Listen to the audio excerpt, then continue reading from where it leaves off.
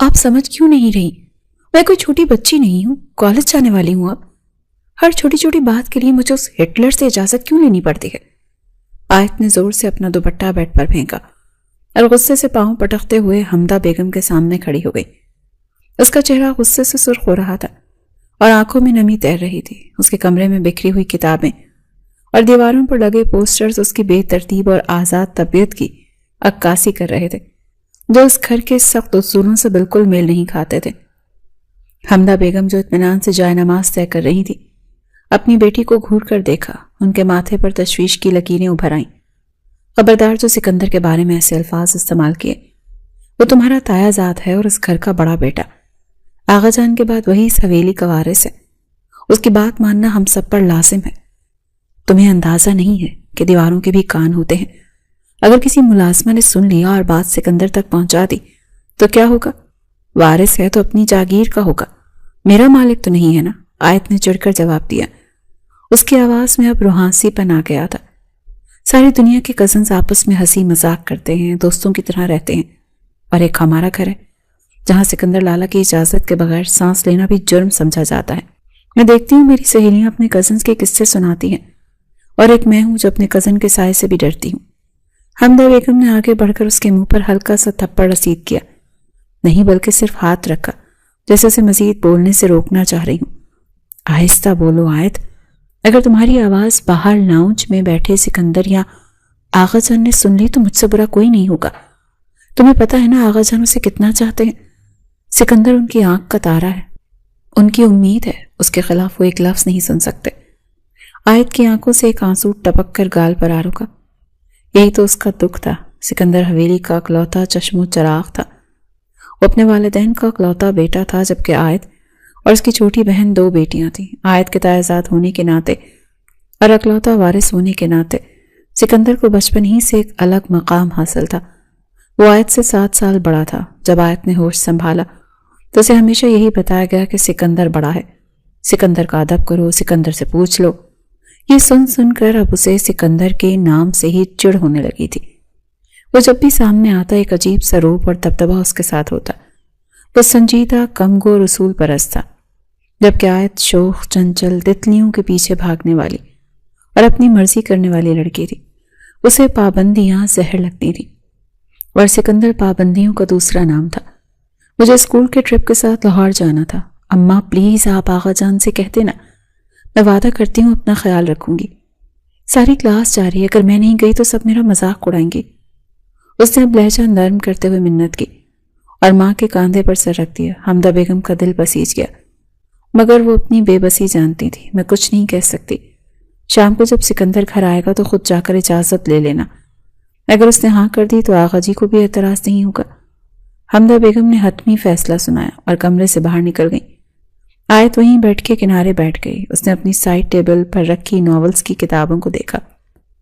وہ ان کہانیوں کی ہیروئنز کی طرح آزاد ہونا چاہتی تھی، مگر حقیقت کی زنجیریں بہت سخت تھیں۔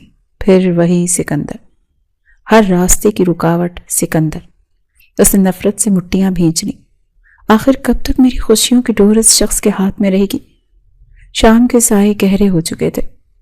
حویلی میں ایک مخصوص قسم کی ہلچل شروع ہو چکی تھی، جو ہمیشہ سکندر کی آمد سے پہلے ہوتی تھی۔ ملازم تیزی سے ادھر ادھر بھاگ رہے تھے، لان کی بتیاں روشن کی جا رہی تھیں اور ڈرائنگ روم کو سیٹ کیا جا رہا تھا۔ آیت اپنی کھڑکی سے یہ منظر دیکھ رہی تھی۔ اچانک مرکزی دروازے سے سکندر کی سیاہ رنگ کی گاڑی داخل ہوئی۔ گارڈ نے جھک کر سلام کیا، گاڑی پورچ میں رکی اور ڈرائیور نے بھاگ کر دروازہ کھولا۔ سکندر باہر نکلا، کلف لگے سوٹ میں ملبوس، ہاتھ میں کوٹ پکڑے، چہرے پر وہی روایتی سنجیدگی اور آنکھوں میں وہ گہرائی جسے پڑھنا ناممکن تھا۔ اس کے چلنے کے انداز میں ایک بادشاہانہ تمکنت تھی جو سب کو مروب کر دیتی تھی۔ آیت کا دل ایک لمحے کے لیے دھڑکا۔ خوف اور امید کی ملی جلی کیفیت۔ وہ پچھلے 2 گھنٹے سے اپنے کمرے میں ٹہل رہی تھی اور الفاظ ترتیب دے رہی تھی کہ سکندر سے کیسے بات کرنی ہے۔ اسے لاہور جانے کا جنون کی حد تک شوق تھا اور وہ یہ موقع کسی صورت گنوانا نہیں چاہتی تھی۔ ہمت کر آیت، وہ شیر ہے تو کیا ہوا؟ کیا کھا تھوڑی جائے گا؟ بس سیدھا جا کر کہنا ہے کہ یہ ایجوکیشنل ٹرپ ہے، پڑھائی کا معاملہ ہے، وہ منع نہیں کریں گے۔ وہ خود بھی تو باہر پڑھ کر آئے ہیں، وہ ایجوکیشن کی اہمیت سمجھتے ہیں۔ اس نے خود کو تسلی دی، آئینے میں اپنا حلیہ درست کیا اور لمبے لمبے ٹک بھرتی ہوئی سکندر کے کمرے کی طرف بڑھی جو اوپر والی منزل پر تھا۔ سیڑھیاں چڑھتے ہوئے اسے لگا جیسے وہ کسی عدالت میں پیشی کے لیے جا رہی ہے۔ دل تیزی سے دھڑک رہا تھا لیکن لاہور جانے کا شوق غالب تھا۔ اس نے دروازے پر ہاتھ رکھا، دروازہ نیم وا تھا، اندر سے پانی گرنے کی آواز بند ہو چکی تھی۔ شاید اندر نہیں ہے، یا شاید آغا جان کے پاس گئے ہیں، اس نے سوچا اور بغیر دستک دیے دھڑ سے دروازہ کھول کر اندر داخل ہو گئی۔ سکندر لالا، وہ میں، اس کے الفاظ حلق میں ہی اٹک گئے۔ سامنے کا منظر دیکھ کر اس کے قدم وہیں جم گئے۔ سکندر ابھی ابھی فریش ہو کر واش روم سے نکلا تھا۔ اس کے گیلے بال ماتھے پر بکھرے ہوئے تھے اور وہ تولیے سے اپنا چہرہ خشک کر رہا تھا۔ اس نے سفید رنگ کی سادہ شلوار قمیص پہن رکھی تھی لیکن آستینیں کونیوں تک اوپر چڑھی ہوئی تھی جن سے اس کے مضبوط بازو نمایاں ہو رہے تھے۔ پانی کے قطرے اس کے چہرے سے ہوتے ہوئے گردن تک آ رہے تھے۔ وہ سکندر کا وہ روپ تھا جو آیت نے کبھی نہیں دیکھا تھا۔ وہ ہمیشہ اسے سوٹ بوٹ یا مکمل تیار حالت میں دیکھتی تھی۔ یوں بے تکلف حالت میں دیکھ کر آیت کو شدید جھٹکا لگا۔ آیت کو یوں اچانک بغیر دستک دیے اندر داخل ہوتے دیکھ کر سکندر کا ہاتھ رک گیا۔ اس کی گہری سی آنکھوں میں جو بھی کچھ لمحے پہلے سکون تھا ایک دم سے غصے کی لہر دوڑ گئی۔ وہ تیزی سے پلٹا اور تولیہ صوفے پر پھینکتے ہوئے خطرناک نظروں سے آیت کو دیکھا۔ اس کی نظروں میں تپش اتنی زیادہ تھی کہ آیت کو لگا وہ جل کر راکھ ہو جائے گی۔ آیت بوکھلا گئی، اس کی ٹانگیں کانپنے لگیں، الفاظ اس کے ذہن سے محو ہو گئے۔ وہ میں تمہیں کسی نے تمیز نہیں سکھائی کہ کسی کے کمرے میں داخل ہونے سے پہلے دستک دی جاتی ہے؟ سکندر کی آواز پاٹ دار اور گرجدار تھی۔ کمرے میں جیسے سناٹا چھا گیا، دیواروں پر لگی پینٹنگز بھی جیسے سہم گئی۔ آیت کا رنگ فق پڑ گیا۔ میں نے سمجھا آپ کمرے میں نہیں ہیں، دروازہ کھلا تھا تو۔ آیت نے ہکلاتے ہوئے صفائی پیش کرنے کی کوشش کی۔ اس کی نظریں فرش پر گڑ گئی تھیں۔ سکندر چند قدم چل کر اس کے قریب آیا۔ اس کے چہرے پر ناگواری واضح تھی۔ کمرے میں اس کے کولون کی خوشبو پھیلی ہوئی تھی جو آیت کے حواس کو مزید مختل کر رہی تھی۔ سمجھنا نہیں، یقین کرنا سیکھو۔ اتنی بڑی ہو گئی ہو، کالج جانے والی ہو اور ابھی تک یہ بنیادی تمیز نہیں ہے کہ منہ اٹھا کر مردوں کے کمرے میں نہیں گھستے۔ اگر میں مناسب حالت میں نہ ہوتا تو کیا یہی تربیت دی ہے چاچی جان نے تمہیں؟ آیت کا دل چاہا کہ زمین پھٹے اور وہ اس میں سما جائے۔ شرمندگی اور غصے سے اس کے کان سرخ ہو رہے تھے۔ سکندر نے اسے ایسے ڈانٹ رہا تھا جیسے وہ 5 سال کی بچی ہو۔ اس کی انا بری طرح سے مجروح ہوئی تھی۔ سوری، اس نے بمشکل کہا۔ اس کی آواز بھرا گئی تھی۔ وہ فوراً پلٹی اور الٹے قدموں واپس جانے لگی۔ اسے اب کوئی اجازت نہیں چاہیے تھی، بس یہاں سے بھاگنا تھا۔ رک جاؤ، سکندر کی آواز نے اس کے قدم پھر سے جکڑ لیے۔ وہ بھی ڈریسنگ ٹیبل کی طرف مڑ رہا تھا۔ اب آئی ہو تو بتاؤ کیا کام تھا، کس لیے یہ بدتمیزی کی گئی؟ ضرور کوئی مطلب ہوگا، ورنہ تم تو میرے سائے سے بھی دور بھاگتی ہو۔ آیت نے مٹھیاں بھینچیں۔ اس کا دل کر رہا تھا چیخ کر کہے کہ اسے کچھ نہیں چاہیے، اپنی اجازت اپنے پاس رکھیں، لیکن پھر لاہور کا ٹرپ اور سہیلیوں کے چہرے یاد آ گئے۔ اس نے بمشکل اپنی انا کو دبایا اور خود کو پرسکون کرنے کی کوشش کی۔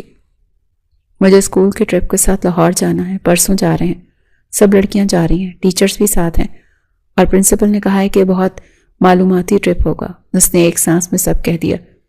نظریں جھکی ہوئی تھیں کیونکہ وہ سکندر کی تپتی ہوئی نگاہوں کا سامنا نہیں کر سکتے تھے۔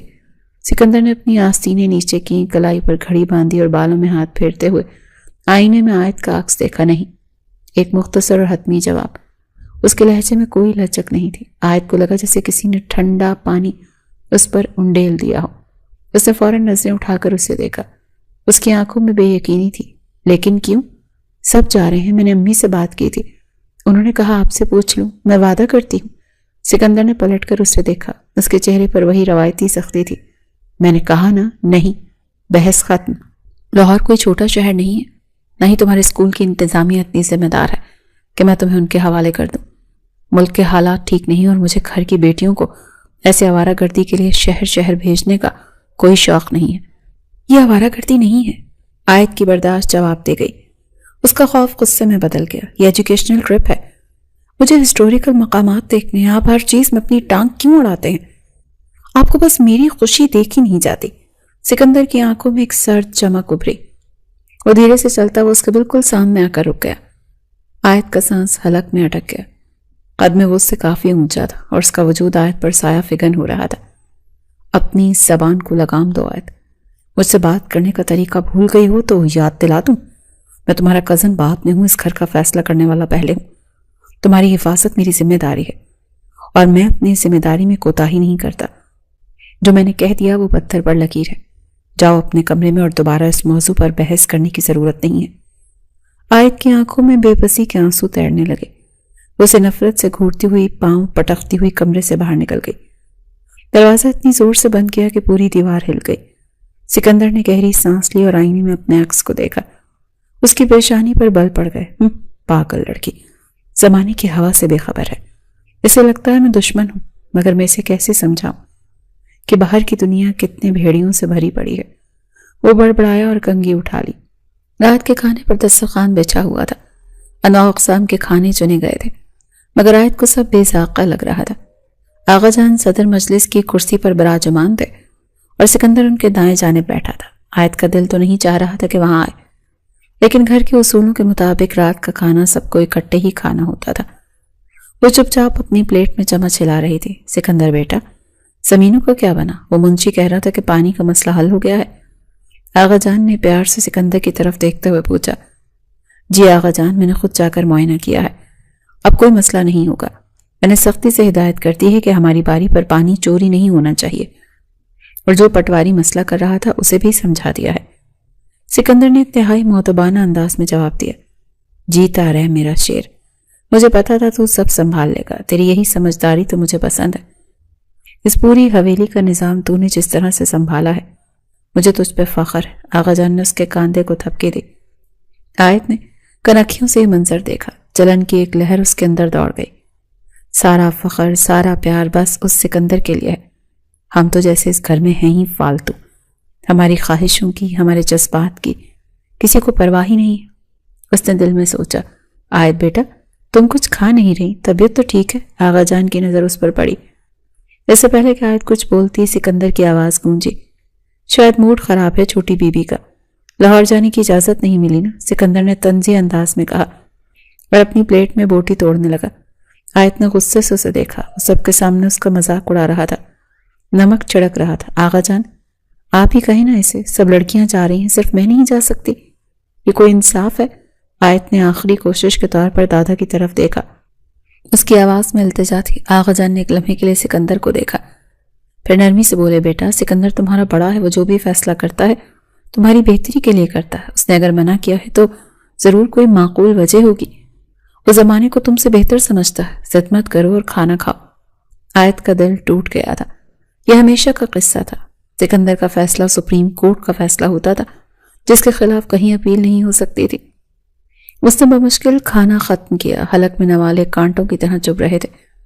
وہ کھانے کے بعد فوراً اپنے کمرے میں بھاگ گئی تاکہ تکیے میں منہ دے کے رو سکے۔ وقت پر لگا کر اڑتا رہا۔ آیت نے میٹرک اچھے نمبروں سے پاس کر لیا اور اب اس کے کالج میں داخلے کا مرحلہ تھا۔ ان 2 مہینے میں اس کے سکندر سے بات چیت صرف جی اور نہیں تک محدود ہو چکی تھی۔ وہ شعوری طور پر اس کے سامنے آنے سے گریز کرتی تھی، لیکن سکندر کی عقابی نظریں اس کا پیچھا کرتی رہتی تھی، جن سے وہ بے خبر تھی۔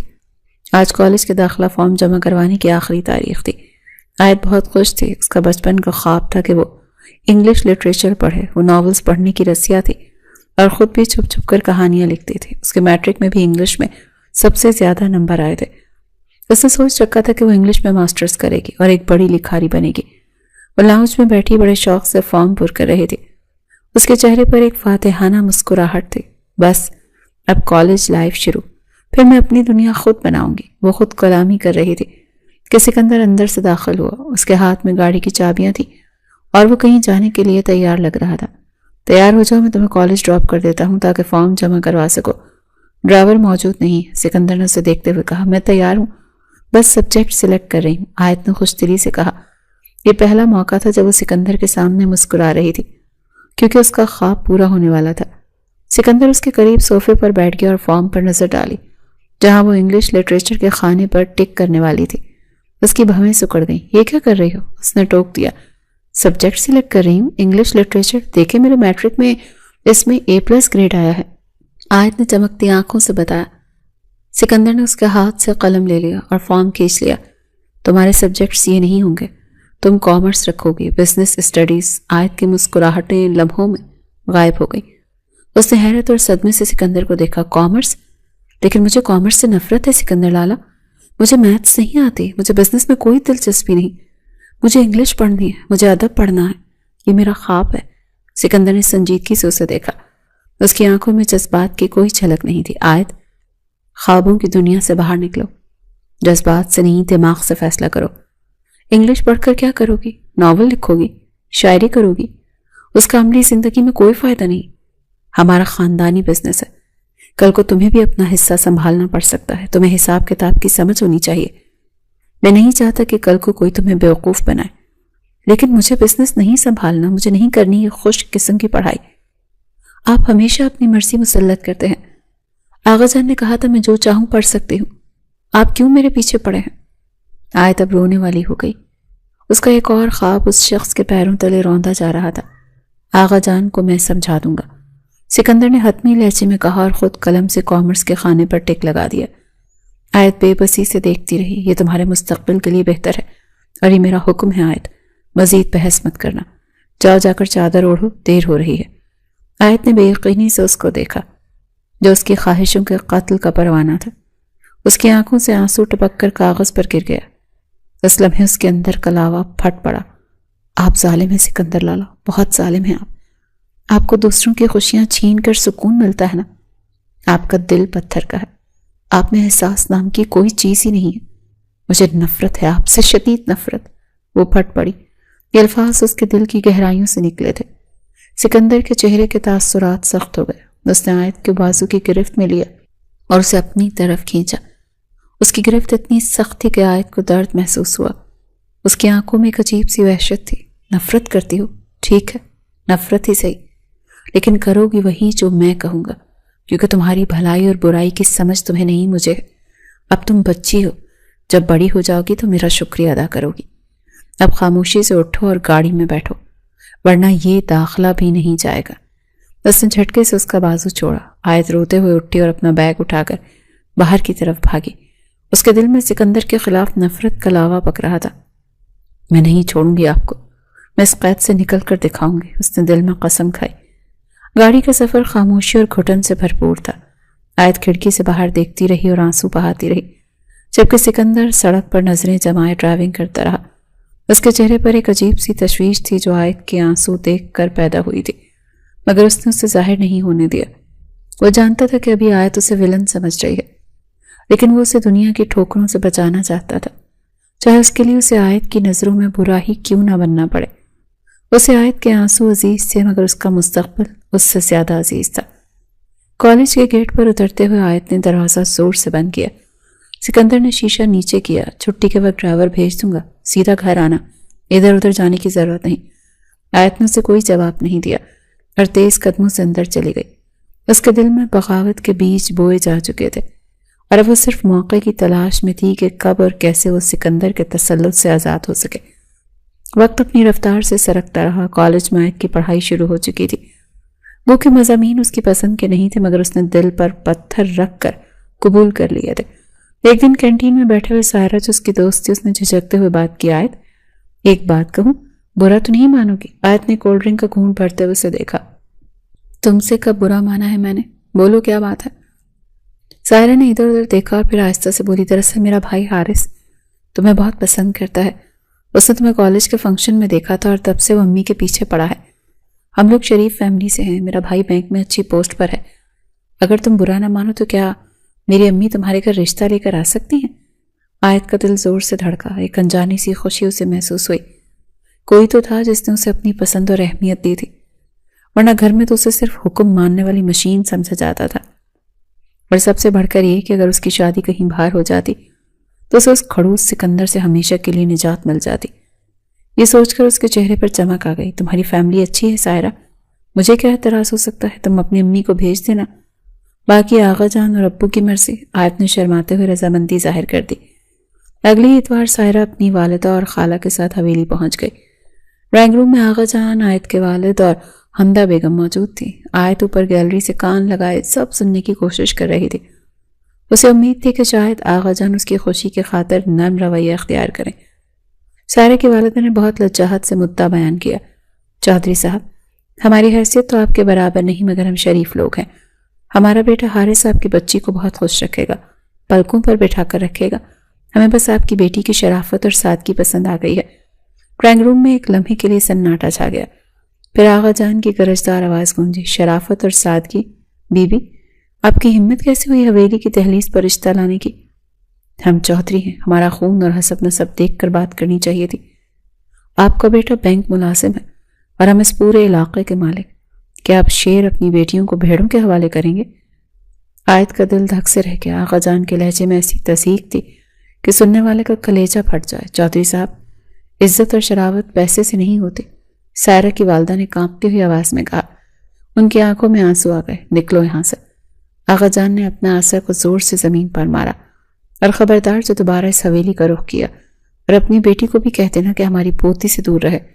ہم اپنی حویلی کی عزتوں کا سودا گلی محلے کے لڑکوں سے نہیں کرتے۔ آیت نے دیکھا کہ سائرہ اور اس کی والدہ روتی ہوئی ذلیل ہو کر وہاں سے نکل گئی۔ اس کا خون کھول اٹھا، شرمندگی اور غصے سے اس کا پورا وجود کانپ رہا تھا۔ وہ بھاگتے ہوئے اپنے کمرے میں گئی اور دروازہ بند کر لیا۔ تھوڑی دیر بعد حمدہ بیگم کمرے میں داخل ہوئی۔ آیت بیڈ پر اوندھے منہ لیٹی رو رہی تھی۔ ماں کو دیکھتے ہی وہ اٹھ بیٹھی۔ کیوں کیا آغا جان نے ایسا امی؟ آپ نے دیکھا انہوں نے کیسے میری سہیلی کو ذلیل کیا؟ کیا گناہ تھا ان کا؟ بس یہی کہ وہ غریب ہیں۔ میرا سر شرم سے جھک گیا۔ میں کل سائرہ کو کیا منہ دکھاؤں گی؟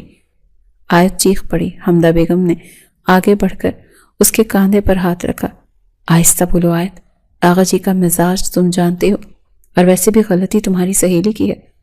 اسے اپنی چادر دیکھ کر پاؤں پھیلانے چاہیے تھے۔ کون سی چادر امی؟ کیا ہم انسان نہیں ہیں؟ مجھے شادی کرنی ہے اور میں اس گھر میں کروں گی تاکہ اس قید خانے سے نکل سکوں۔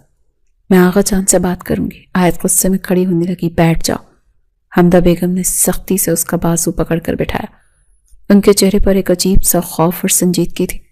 بات صرف امیری غریبی کی نہیں ہے، تم ابھی بچی ہو، تمہیں کچھ نہیں پتا کہ تمہارا رشتہ بچپن میں ہی طے ہو چکا ہے۔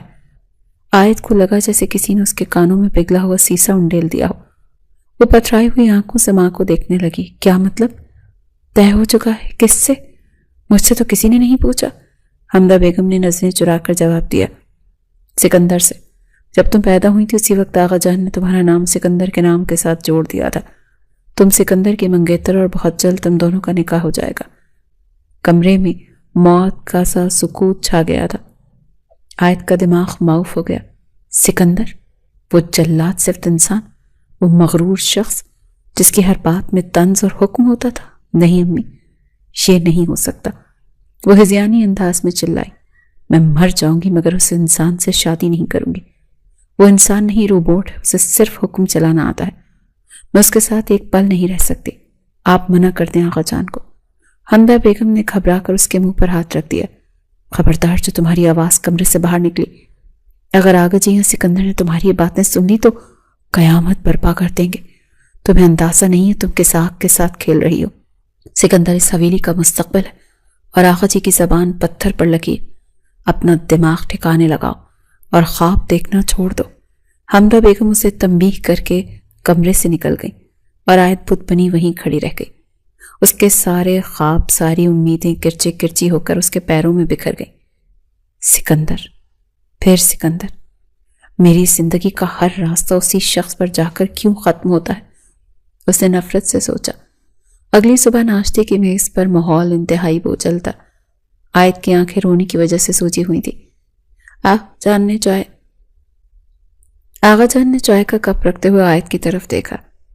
آیت بیٹی، کل جو ہوا سو ہوا، اب تم کالج جاؤ تو اپنی سہیلی کو بتا دینا کہ تمہارا رشتہ طے ہو چکا اور تمہاری منگنی بہت جلد سکندر سے ہونے والی ہے، تاکہ آئندہ کسی کو تمہارے لیے رشتہ لانے کی ضرورت ہی محسوس نہ ہو۔ سکندر نے اخبار سے نظریں ہٹا کر ایک پل کے لیے آیت کو دیکھا۔ اس کی آنکھوں میں ایک عجیب سی چمک تھی، شاید ملکیت کا احساس۔ جی آغا جان، میں سمجھا دوں گا اسے راستے میں، سکندر نے اطمینان سے کہا۔ آیت کے ہاتھ سے نوالا پلیٹ میں گر گیا۔ اس کا دل چاہا کہ میز الٹ دے اور چیخ چیخ کر انکار کر دے، لیکن آغا جان کا روب ایسا تھا کہ زبان ساتھ نہیں دے رہی تھی۔ جی، اس نے بمشکل کہا اور کرسی دھکیل کر کھڑی ہو گئی۔ مجھے دیر ہو رہی ہے۔ وہ تیز قدموں سے باہر نکل گئی۔ کالج پہنچ کر بھی اس کا موڈ انتہائی خراب رہا۔ اسے رومانٹک قسم کے لڑکے پسند تھے جو پھول لائیں، شاعری کریں، ناز نخرے اٹھائیں، اور سکندر اس کے تو ماتھے کے بل ہی ٹھیک نہیں ہوتے تھے۔ وہ ہمیشہ سوٹڈ بوٹڈ، سنجیدہ اور کاروباتی باتیں کرنے والا شخص تھا۔ میں کسی نہ کسی طرح اس شادی سے انکار کر کے رہوں گی، چاہے مجھے کچھ بھی کرنا پڑے۔ اس نے دل میں پکا ارادہ کر لیا۔ شام کو حویلی میں خوب گہما گہمی تھی۔ گاؤں سے آیت کی پھپھو اپنی 2 بیٹیوں بشرا اور ثنا کے ساتھ آئی ہوئی تھی۔ آیت ناؤچ میں بیٹھی دیکھ رہی تھی کہ بشرا کیسے بھاگ بھاگ کر کام کر رہی ہے۔ سکندر لالا، آپ پانی پئیں گے؟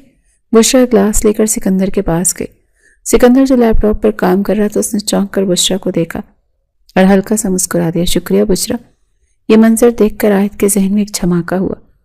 ایک منصوبہ اس کے دماغ میں بجلی کی طرح کوندا۔ یہ بشرا، یہ سکندر کے لیے پرفیکٹ ہے، گھریلو، کم بولنے والی اور سکندر کے ہر حکم پر سر جھکانے والی۔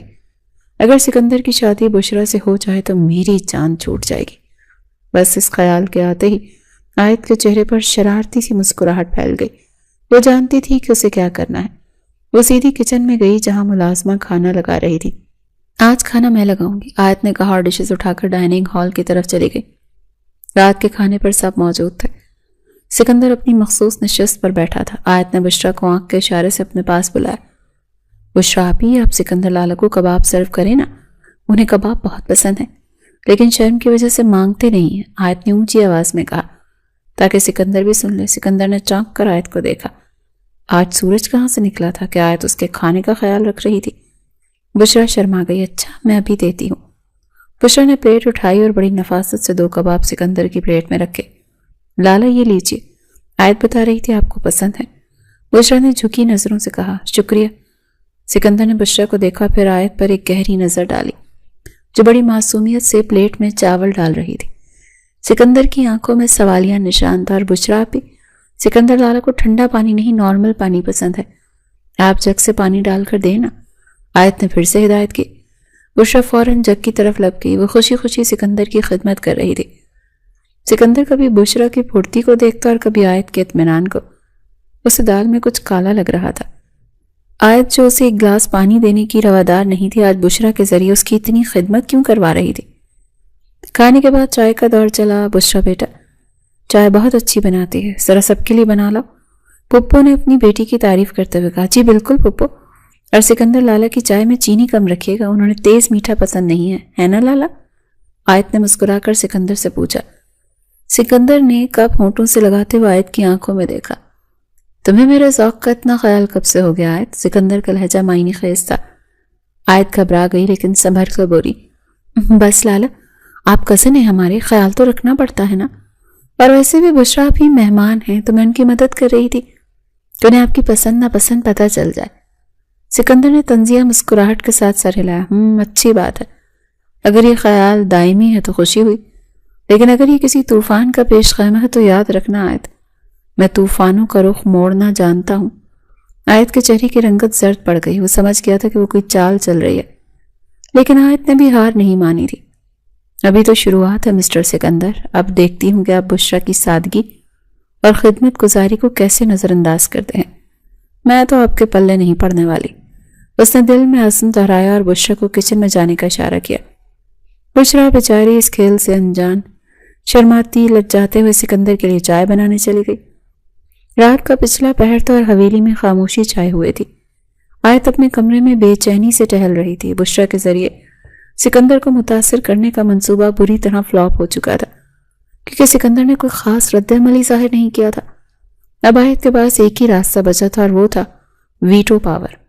ویٹو پاور کا استعمال، یعنی آغا جان۔ اس نے لمبی سانس لی اور آغا جان کے کمرے کی طرف بڑھی۔ دروازہ کھلا اور آغا جان تسبیح پڑھ رہے تھے۔ آیت دبے پاؤں اندر داخل ہوئی اور ان کے پیروں کی طرف بیٹھ گئی۔ آغا جان نے چونک کر اسے دیکھا۔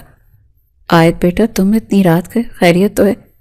جی آغا جان، بس آپ کی طبیعت پوچھنے کے لیے آئی تھی، مجھے لگا آپ کے پاؤں میں درد ہوگا تو سوچا دبا دوں۔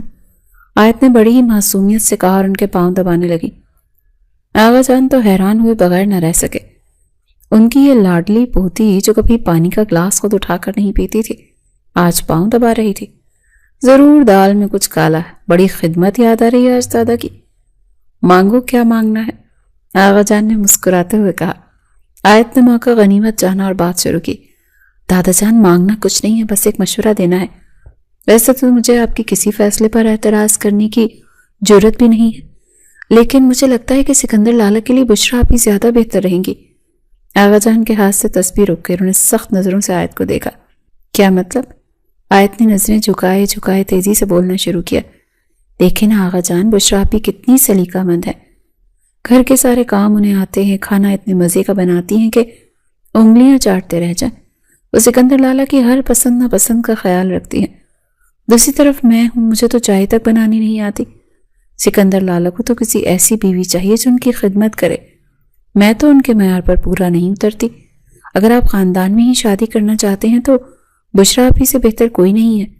آغا جان نے ایک جھٹکے سے اپنا پاؤں آیت کے ہاتھ سے چھڑایا اور اٹھ کر بیٹھ گئے۔ ان کا چہرہ غصے سے سرخ ہو رہا تھا۔ بس بند کرو اپنی فضول بکواس، مجھے لگا تم سمجھدار ہو گئی ہو، مگر تم ابھی تک بچپنے میں ہو۔ لیکن آغا جان میں تو بس، آیت نے صفائی پیش کرنے کی کوشش کی۔ خاموش۔ آغا جان کی گرجدار آواز گونجی۔ سکندر کے لیے کیا بہتر ہے اور کیا نہیں، یہ فیصلہ کرنے کا حق صرف مجھے ہے، اور میرا فیصلہ پتھر پر لکیر ہوتا ہے۔ سکندر کی شادی تم سے ہی ہوگی اور یہ بات حتمی ہے۔ بشرا اپنی جگہ اچھی ہے، مگر حویلی کی وارث تم ہی بنو گی۔ اب جاؤ یہاں سے اور دوبارہ یہ منحوس بات میرے سامنے مت کرنا۔ آیت کا چہرہ فق پڑ گیا۔ وہ جو اتنی امید لے کر آئی تھی بری طرح ناکام ہو گئی۔ وہ روحانسی صورت لے کر کمرے سے باہر نکل گئی۔ یہ بوڑھے لوگ بھی نا کبھی کسی کی بات نہیں سمجھتے۔ اس نے دل میں بڑبڑاتے ہوئے دیوار پر مکہ مارا۔ اگلی صبح آیت نے ہار ماننے کے بجائے براہ راست شیر کی کچار میں جانے کا فیصلہ کیا۔ اگر دادا جی نہیں مانے تو شاید سکندر ہی مان جائے، کیونکہ اسے تو پرفیکشن پسند ہے۔ وہ سکندر کے کمرے کے دروازے پر پہنچی اور اس بار شرافت سے دستک دی۔ آ جاؤ۔ اندر سے سکندر کی بھاری آواز آئی۔ آیت اندر داخل ہوئی تو سکندر بیڈ پر بیٹھا لیپ ٹاپ پر کچھ کام کر رہا تھا۔ آیت کو دیکھ کر اس نے کبرو اٹھائی۔ آج پھر راستہ بھول گئی چھوٹی بی بی، یا پھر کسی ٹرپ کی اجازت چاہیے؟ سکندر نے طنز کیا۔ آیت نے ہمت مجتمع کی اور اس کے سامنے کرسی پر بیٹھ گئی۔ وہ مجھے آپ سے ایک ضروری بات کرنی ہے۔ بولو، میں سن رہا ہوں۔ سکندر نے لیپ ٹاپ بند کر کے ایک طرف رکھا اور پوری توجہ سے اس کی طرف مبذول ہوا۔ لالا، آپ کو پتا ہے بشرا آپ ہی کتنی خوبصورت ہیں؟ ان کا قد بھی لمبا ہے ماشاءاللہ سے، اور وہ پڑھائی میں بھی بہت اچھی ہیں۔ سب سے بڑی بات یہ ہے کہ وہ کھانا بہت اچھا بناتی ہیں۔ کل آپ نے دیکھا نا کیسے آپ کا خیال رکھ رہی تھی۔ سکندر خاموشی سے اس کی باتیں سنتا رہا۔ اس کے چہرے پر کوئی تاثر نہیں تھا۔ جب آیت سانس لینے کے لیے رکی تو اس نے پوچھا، تو میں کیا کروں ان معاملات کا؟ کیا تم ان کا رشتہ لے کر آئی ہو میرے پاس؟ آیت نے جلدی سے اس بات میں سر ہلایا۔ ہاں نا، دیکھیں آپ اتنے نفیس اور اصول پسند انسان ہیں، آپ کو تو ایسی ہی بیوی سوٹ کرتی ہے جو آپ کے اشاروں پر ناچے۔ میں تو نکمی ہوں، مجھے تو کچھ بھی نہیں آتا۔ آپ کو نہیں لگتا کہ آپ کی شادی بشرا آپ ہی سے ہونی چاہیے؟ وہ آپ کو بہت خوش رکھیں گے۔ سکندر کے لبوں پر ایک طنزیہ مسکراہٹ ابھری۔ وہ اٹھا اور چلتا ہوا آیت کے سر پر پہنچ گیا۔ آیت کو گردن سے اٹھا کر اسے دیکھنا پڑا۔ کر لی تم نے اپنی بات، یا کچھ اور تعریفیں ابھی باقی ہیں؟ میں سچ کہہ رہی ہوں لالا، آیت نے نظریں چرا کر کہا۔ سنو آیت۔ سکندر نے جھک کر اس کی کرسی کے دونوں ہاتھوں پر ہاتھ رکھے اور اسے حصار میں لے لیا۔ مجھے اچھی بیوی نہیں چاہیے، مجھے تم چاہیے۔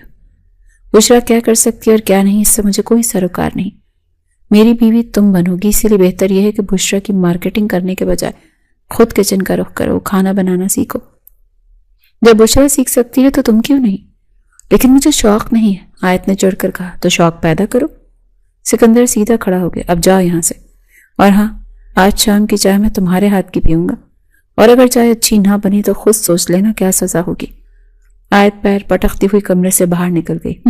ٹھیٹ انسان، پتھر کا بنا ہے یہ شخص، اسے تو کسی کے جذبات کی پرواہ ہی نہیں ہے۔ اس نے غصے سے سوچا۔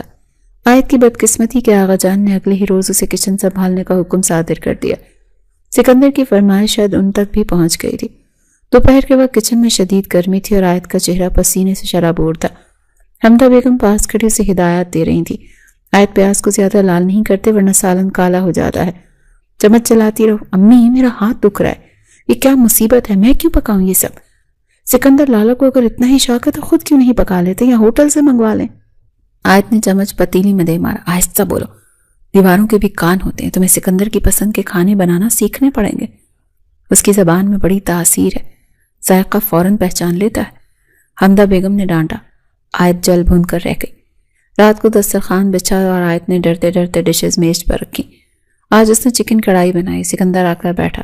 آیت کا دل زور زور سے دھڑک رہا تھا۔ سکندر نے نوالہ توڑا اور منہ میں رکھا۔ سب کی نظریں سکندر پر تھیں۔ اس نے کچھ دیر چبایا، پھر نوالہ پلیٹ میں رکھ دیا۔ پانی کا گلاس اٹھا کر ایک گھونٹ بھرا۔ نمک تیز ہے اور گوشت بھی کچا۔ سکندر نے اسپاٹ لہجے میں فیصلہ سنایا تو آیت کی آنکھوں میں آنسو تیرنے لگے۔ اس نے اتنی محنت سے اتنی گرمی میں یہ سب بنایا اور اس شخص نے ایک لمحے میں رد کر دیا۔ میں نے چکھا تھا، ٹھیک تھا۔ آیت نے دبی آواز میں احتجاج کیا۔ تو پھر تمہاری چکھنے کی حس خراب ہے، دوبارہ بناؤ گی تو ٹھیک ہو جائے گا، کل پھر کوشش کرنا۔ سکندر نے بڑی بے رحمی سے کہا اور اٹھ کر چلا گیا۔ آیت وہیں میز پر سر رکھ کر روتی۔ حمدہ بیگم اسے تسلیاں دینے لگی، لیکن آیت کے دل میں سکندر کے لیے نفرت کی ایک اور اینٹ رکھی جا چکی تھی۔ حویلی میں منگنی کی تیاریاں زور و شور سے شروع ہو گئیں۔ درزیوں کو بلایا گیا، زیورات کے سیٹ پسند کیے جانے لگے۔ ہر طرف خوشی کا سما تھا سوائے آیت کے کمرے میں۔ وہ بیڈ پر کپڑوں کا ڈھیر لگائے بیٹھی تھی اور حمدہ بیگم اسے جوڑے دکھا رہی تھی۔ دیکھو آیت، یہ سرخ والا جوڑا منگنی کے لیے کیسا رہے گا؟ آیت نے غصے سے وہ جوڑا اٹھا کر فرش پر پھینک دیا۔ مجھے نہیں کرنی منگنی۔ آپ سن کیوں نہیں رہی امی؟ میں اس انسان کے ساتھ خوش نہیں رہ سکتی۔ وہ ایک گھمنڈی اور خود پسند انسان ہے، اسے صرف حکم دینا آتا ہے، پیار کرنا تو اس کی فطرت میں ہی نہیں ہے۔ آیت، حمدہ بیگم نے اسے ٹوکنا چاہا۔ نہیں امی، آج نہیں رکوں گی۔ مجھے ایسے لڑکے پسند ہیں جو نرم مزاج ہوں، جو رومانٹک ہو، جو میری بات سنے، نہ کہ ہر وقت مجھ پر تھانے دار کی طرح مسلط رہیں۔ میں ایسے بے حس انسان کے ساتھ پیار کو ترس ترس کر زندگی نہیں گزار سکتی۔ میں انکار کر دوں گی سب کے سامنے۔ آیت چیخ پڑی، چیخ چیخ کر بول رہی تھی۔ وہ اپنے جذبات کے سیلاب میں بہہ گئی تھی۔ دروازے پر ایک سایہ نمودار ہوا۔ آیت اور حمدہ بیگم نے چونک کر دیکھا، وہاں سکندر کھڑا تھا۔ اس کا چہرہ بالکل پرسکون تھا، لیکن آنکھیں شعلے برسا رہی تھیں۔ اس نے آیت کی ایک ایک بات سن لی تھی۔ حمدہ بیگم کے ہاتھ سے کپڑا گر گیا۔ آیت کا رنگ سفید پڑ گیا۔ سکندر دھیرے دھیرے چلتا ہوا کمرے کے وسط میں آیا۔ اس نے فرش پر گرا ہوا سرخ جوڑا اٹھایا اور اسے جھاڑ کر بیڈ پر رکھا۔ تمہیں لگتا ہے میں گھمنڈی ہوں؟ تمہیں لگتا ہے مجھے پیار کرنا نہیں آتا اور تمہیں رومانس چاہیے؟ سکندر کی آواز بہت دھیمی تھی، لیکن اس میں چھپی کاٹ آیت کا دل چیر رہی تھی۔ آیت خاموش کھڑی کانپ رہی تھی۔ سکندر نے ایک گہری نگاہ آیت پر ڈالی، پھر پلٹ کر حمدہ بیگم سے مخاطب ہوا، چاچی جان، منگنی کی تیاریاں روک دیں۔ آیت کے دل میں امید کی ایک کرن جاگی۔ کیا اس نے انکار کر دیا؟ کیا جان چھوٹ گئی؟ لیکن سکندر کا اگلا جملہ اس پر بجلی بن کر گرا۔ اب منگنی نہیں ہوگی، میں آغا جان سے کہہ کر نکاح کی تاریخ فکس کر رہا ہوں۔ پرسوں میرا نکاح اور اسی رات رخصتی بھی۔ میں دیکھتا ہوں یہ میرے ساتھ زندگی کیسے نہیں گزارتے۔ کیا؟ آیت کے منہ سے بے اختیار نکلا۔ اس کے پیروں تلے سے زمین ہی نکل گئی۔ آپ ایسا نہیں کر سکتے۔ سکندر دروازے پر رک گیا۔ اس نے پلٹ کر آیت کو دیکھا۔ میں ایسا ہی کروں گا اور تم دیکھو گی کہ سکندر کیا کر سکتا ہے۔ پرسوں تم میری دلہن بن کر میرے کمرے میں آؤ گی اور یہ میرا وعدہ ہے تم سے۔ وہ تیز قدموں سے باہر نکل گیا۔ آیت وہیں قالین پر ڈھہ گئی۔ رخصتی؟ پرسوں؟ یہ تو تباہی ہے۔ وہ ہچکیوں سے رونے لگی۔ اگلے 2 دن آیت کے لیے کسی قیامت سے کم نہیں تھے۔ آغا جان نے سکندر کے فیصلے پر مہر تصدیق ثبت کر دی۔ حویلی میں ہنگامی بنیادوں پر شادی کی تیاریاں شروع ہو گئی۔ شادی کا دن آن پہنچا۔ ہر طرف روشنیوں کا سیلاب تھا، ڈھول کی تھاپ گونج رہی تھی۔ آیت اپنے کمرے میں دلہن بنی بیٹھی تھی، لیکن اس کا دماغ کسی اور ہی منصوبے پر کام کر رہا تھا۔ اس نے اپنا فون نکالا اور ایک نمبر ملایا۔ یہ نمبر اس کی اپنی پرانی دوست کے ذریعے حاصل کیا تھا، جیسے مشکوک لوگوں کو جانتی تھی۔ ہیلو، کام ہو جائے گا؟ آیت نے سرگوشی کی۔ جی بی بی جی، لڑکے تیار ہیں، بس آپ پتہ اور وقت بتا دیں۔ دوسری طرف سے ایک بھاری آواز آئی، سنو، وہ آج رات اپنی گاڑی میں پولر سے نکل کر حویلی کی طرف آئے گا۔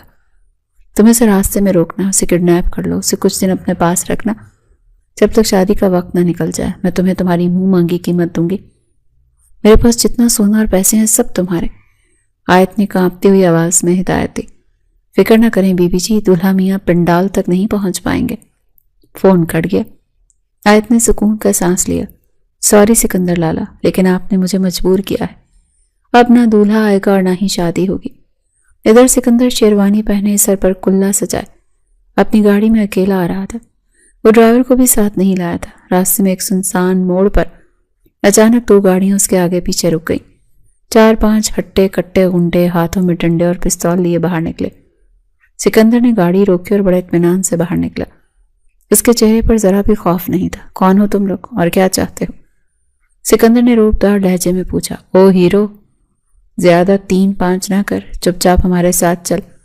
आज तेरी शादी नहीं, तेरी बर्बादी है, एक गुंडे ने हंसकर कहा।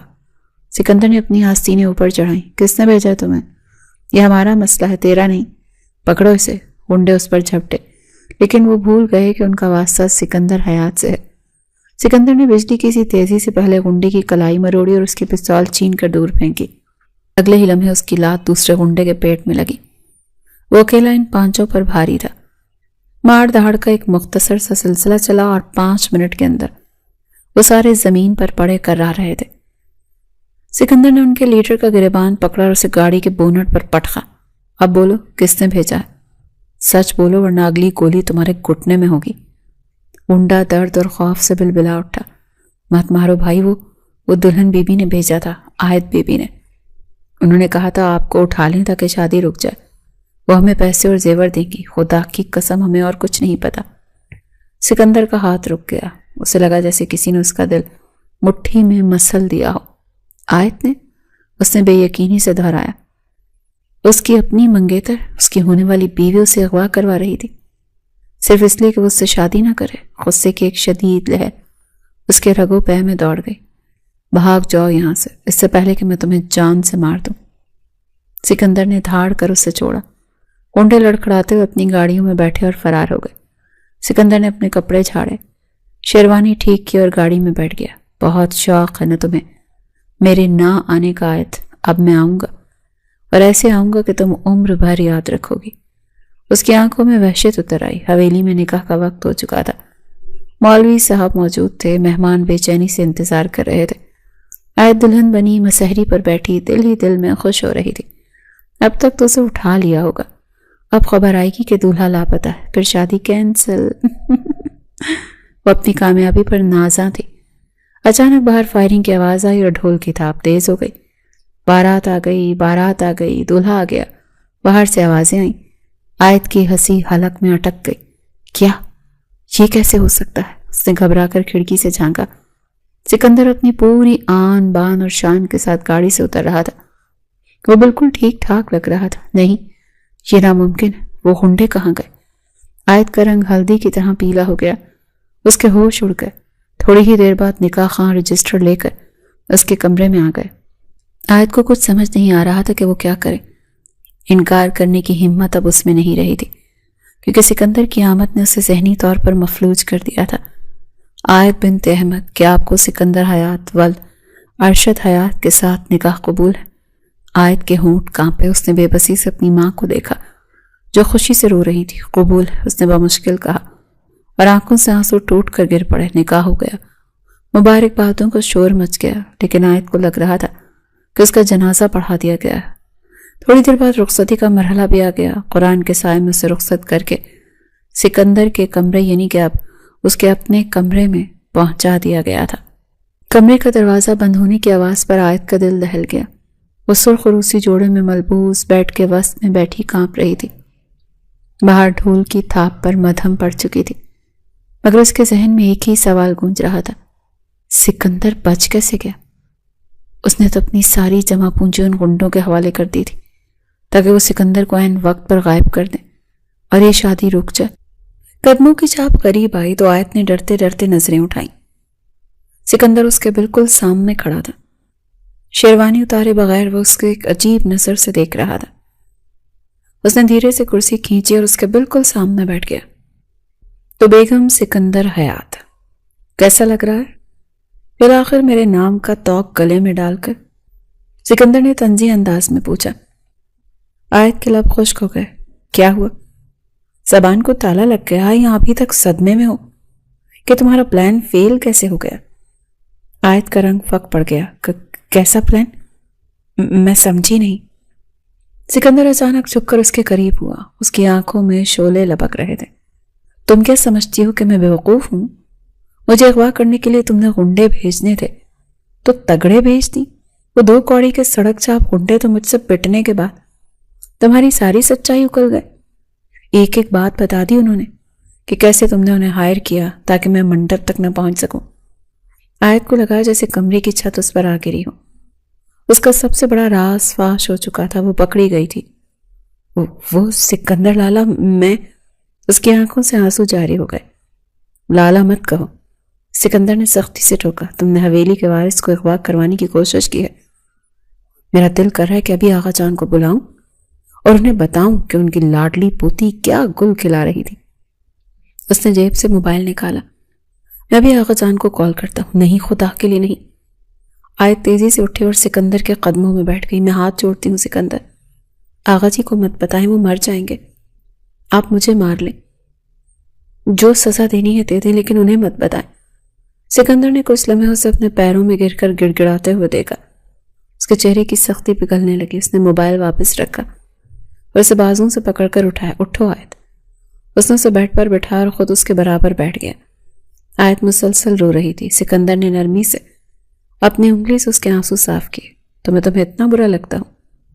سکندر نے دھیمے لہجے میں پوچھا۔ اتنا گھمنڈی کہ مجھ سے بچنے کے لیے تم نے یہ سب کیا؟ آیت نے نظریں جھکا لی۔ آپ ہمیشہ ڈانٹتے ہیں، ہمیشہ حکم چلاتے ہیں۔ مجھے لگا کہ آپ مجھ سے نفرت کرتے ہیں، میری زندگی جہنم بنا دیں گے۔ سکندر نے گہری سانس لی اور اس کا چہرہ اپنے دونوں ہاتھوں کے پیالے میں بھرا۔ پاگل لڑکی، تمہیں میں گھمنڈی لگتا ہوں؟ تمہیں لگتا ہے کہ مجھے پیار کرنا نہیں آتا؟ تم کیا جانو آیت کہ اس سینے میں کیا دفن ہے؟ بتاؤں تمہیں کہ میں تم سے کتنا پیار کرتا ہوں، کتنا ٹوٹ کر تمہیں چاہتا ہوں۔ آیت کے آنسو تھم گئے اور وہ پتھرائی ہوئی نظروں سے سکندر کو دیکھنے لگی۔ کیا یہ وہی سکندر تھا جس دن تم پیدا ہوئی تھی نا؟ اسی دن میں نے تمہیں مانگ لیا تھا۔ جب تم چھوٹی تھی اور گرتی تھی تو درد مجھے ہوتا تھا۔ جب تم بڑی ہوئی تو تمہاری حفاظت میری زندگی کا مقصد بن گئی۔ لاہور جانے سے روکا کیونکہ حالات خراب تھے۔ کچن میں بھیجا تاکہ تم کسی کی محتاج نہ رہو۔ میری ہر سختی کے پیچھے صرف تمہاری فکر ہے آیت۔ آیت حیران رہ گئی۔ لیکن آپ نے کبھی بتایا کیوں نہیں؟ کبھی اظہار کیوں نہیں کیا؟ سکندر ہلکا سا مسکرایا۔ کیونکہ محبت انسان شادی کے بعد ہی دکھا سکتا ہے آیت۔ وہی جائز ہے۔ شادی سے پہلے کی محبت انسان کو تکلیف ہی دیتی ہے۔ میں نہیں چاہتا تھا کہ تم گنہگار ہو یا ہمارے رشتے کی پاکیزگی متاثر ہو۔ میں چاہتا تھا کہ جب تم میری ہو جاؤ تب میں تمہیں بتاؤں کہ تم میرے لیے کیا ہو۔ اس نے آیت کا ہاتھ اپنے ہاتھ میں لے کر چوما۔ میں نے صبر کیا، تمہاری نفرت برداشت کی، صرف آج کے دن کے لیے، اور تم نے مجھے اغوا کروانے کے لیے غنڈے بھیج دیے۔ آیت کو شدید شرمندگی ہوئی۔ اس کے سارے گمان، ساری نفرتیں سکندر کی محبت کی بارش میں دھل چکی تھی۔ وہ جیسے پتھر سمجھتی تھی، وہ تو اس کا سب سے بڑا محافظ تھا۔ مجھے معاف کر دیں سکندر، میں واقعی بہت بڑی بیوقوف ہوں۔ میں نے آپ کو پہچاننے میں بہت بڑی غلطی کی۔ آیت نے اس کے ہاتھ پر اپنا سر رکھ دیا۔ سکندر نے اس کے سر پر ٹھوڑی ٹکائی۔ معاف کیا بیگم، لیکن سزا تو ملے گی۔ آیت نے چونک کر سر اٹھایا۔ سزا؟ ہاں سزا۔ اب ساری زندگی تمہیں یہ ثابت کرنا ہوگا کہ تم بھی مجھ سے اتنی ہی محبت کرتی ہو جتنی میں تم سے کرتا ہوں، اور یہ سزا اتنی آسان نہیں ہوگی۔ سکندر کی آنکھوں میں محبت کی چمک تھی۔ آیت کے لبوں پر بھی مسکراہٹ آ گئی۔ پہلی بار اس نے سکندر کی آنکھوں میں وہ اپنائیت دیکھی تھی جس کے لیے وہ ترستی تھی۔ باہر جان